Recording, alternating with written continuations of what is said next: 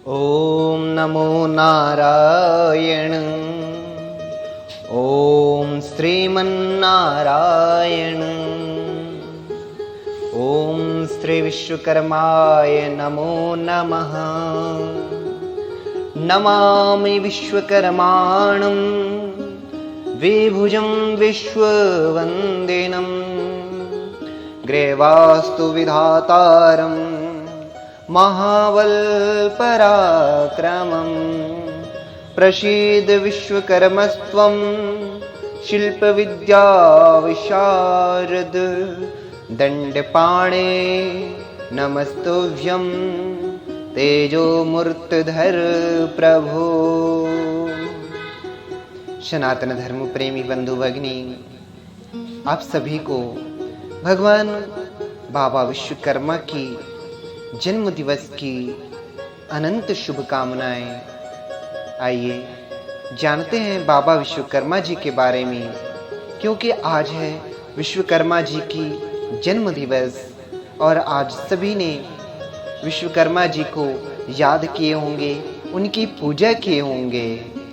तो जानते हैं भगवान बाबा विश्वकर्मा जी की उत्पत्ति कैसे हुई और भगवान विश्वकर्मा कौन है, तथा प्राचीन वैदिक काल और उनकी जन्म कथा, उनके रूप और निर्माण कार्य और उनकी पूजा से क्या लाभ है, ये सब हम श्रवण करते हैं इस वाक्यांश, इस गद्यांश के माध्यम से। कहते हैं कि भारतवर्ष में भगवान विश्वकर्मा की जयंती अर्थात जन्म दिवस धूमधाम से मनाई जाती है, परंतु बहुत सारे लोगों का मानना है कि भगवान विश्वकर्मा सिर्फ विश्वकर्मा समाज के आराध्य देव हैं।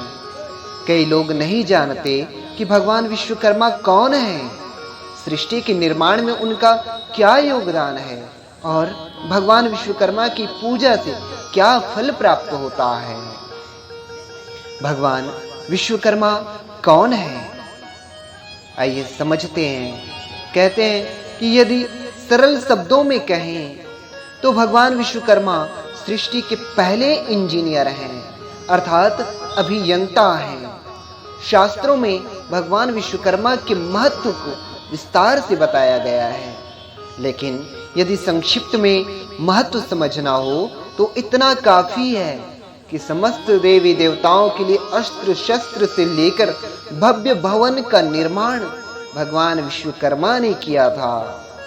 प्रभु विश्वकर्मा ने ही सर्व सुविधा युक्त एवं प्रकृति की हर आपदा से सुरक्षित इंद्रलोक, भगवान श्री कृष्ण की भव्य द्वारिका नगरी, जिसमें निवास करने के लिए लोग जीवन भर दान पुण्य करते रहते हैं, स्वर्गलोक जिसके वैभव से धृतराष्ट्र भी मोहित हुए, हस्तिनापुर विश्व का अद्वितीय नगर, न भूतो न भविष्यति लंका, बिना पायलट के मन की गति से चलने वाला पुष्पक विमान, भगवान विष्णु का चक्र और भगवान शिव एवं मां दुर्गा का त्रिशूल आदि का निर्माण श्री विश्वकर्मा ने ही किया था। प्राचीन वैदिक विद्वान कहते हैं, विश्वानि कर्माणि येन यस्य वास विश्वकर्मा, अथवा विश्वेषु कर्म यस्य वास विश्वकर्मा, अर्थात जगत के संपूर्ण कर्म जिसके द्वारा उत्पन्न होते हैं अथवा संपूर्ण जगत में जिसका कर्म है, वह सब जगत का कर्ता परम पिता परमेश्वर विश्वकर्मा है। वेद शिल्प विद्या अर्थात श्रम विद्या का अत्यंत गौरव करते हुए हर एक मनुष्य के लिए निरंतर पुरुषार्थ की आज्ञा देती है। वेदों में निठल्लापन पाप है।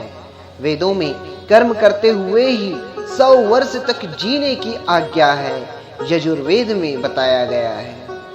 अब श्रवण करते हैं विश्वकर्मा जी की जन्म कथा। पुराण की कथा के अनुसार सृष्टि के प्रारंभ में सर्वप्रथम नारायण अर्थात साक्षात विष्णु भगवान क्षीर सागर में शेष सैया पर आविर्भूत हुए। उनके नाभि कमल से चतुर्मुख ब्रह्मा दृष्टि गोचर हो रहे थे। ब्रह्मा के पुत्र धर्म तथा धर्म के पुत्र वासुदेव हुए। कहा जाता है कि धर्म की वस्तु नामक स्त्री से उत्पन्न वास्तु 7वें पुत्र थे, जो शिल्प कला अर्थात शिल्प शास्त्र के आदि प्रवर्तक थे। उन्हीं वासुदेव की अंगीरसी नामक पत्नी से विश्वकर्मा उत्पन्न हुए। अपने पिता की भांति ही विश्वकर्मा भी आगे चलकर वास्तुकला के अद्वितीय आचार्य बने। आइए इनके रूप के बारे में वर्णन करते हैं।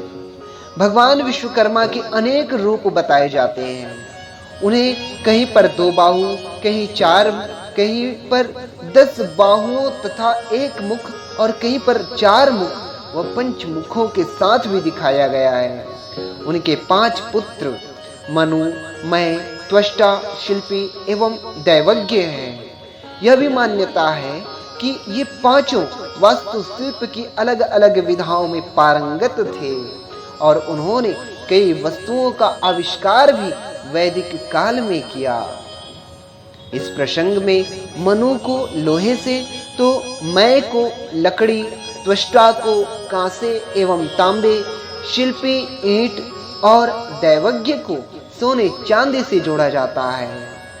आइए इनके निर्माण कार्य के बारे में जानते हैं। आदिकाल से ही विश्वकर्मा अपने विशिष्ट ज्ञान एवं विज्ञान के कारण ही न केवल मानवों अपितु देवगणों द्वारा भी पूजित और वंदनीय है। भगवान विश्वकर्मा के आविष्कार एवं निर्माण कार्यों के संदर्भ में इंद्रपुरी, यमपुरी, वरुणपुरी, कुबेरपुरी, पांडवपुरी, सुदामापुरी और शिवमंडलपुरी का उल्लेख है। पुष्पक विमान का निर्माण तथा सभी देवों के भवन और उनके दैनिक उपयोग में आने वाली वस्तुएं भी इनके द्वारा ही निर्मित हैं। कर्ण का कुंडल, विष्णु भगवान का सुदर्शन चक्र, शंकर भगवान का त्रिशूल और यमराज का कालदंड इत्यादि वस्तुओं का निर्माण भी भगवान विश्वकर्मा ने ही किया है। आइए जानते हैं इनकी पूजा से क्या लाभ होता है। भगवान विश्वकर्मा के पूजन से शिल्प कला का विकास, कारोबार में बढ़ोतरी होती है, साथ ही धन धान्य और सुख समृद्धि का आगमन होता है। विवाहदिषु यज्ञसु गृहाराम विधायके सर्वकर्मसु संपूज्यो विश्वकर्मा इति श्रुतम्। स्पष्ट है कि विश्वकर्मा पूजा जन कल्याणकारी है, अतएव प्रत्येक प्राणी सृष्टिकर्ता, शिल्प कलाधिपति, तकनीकी और विज्ञान के जनक भगवान विश्वकर्मा जी की पूजा अर्चना अपनी व राष्ट्रीय उन्नति के लिए अवश्य करनी चाहिए। तो विश्वकर्मा पूजन दिवस एवं उनके जन्मोत्सव के अवसर पर बस इतना ही, और आगे हम अन्य कथा पौराणिक कहानी श्रवण करेंगे। तब तक के लिए जय श्रीमन्नारायण, जय श्री विश्वकर्मा बाबा की जय।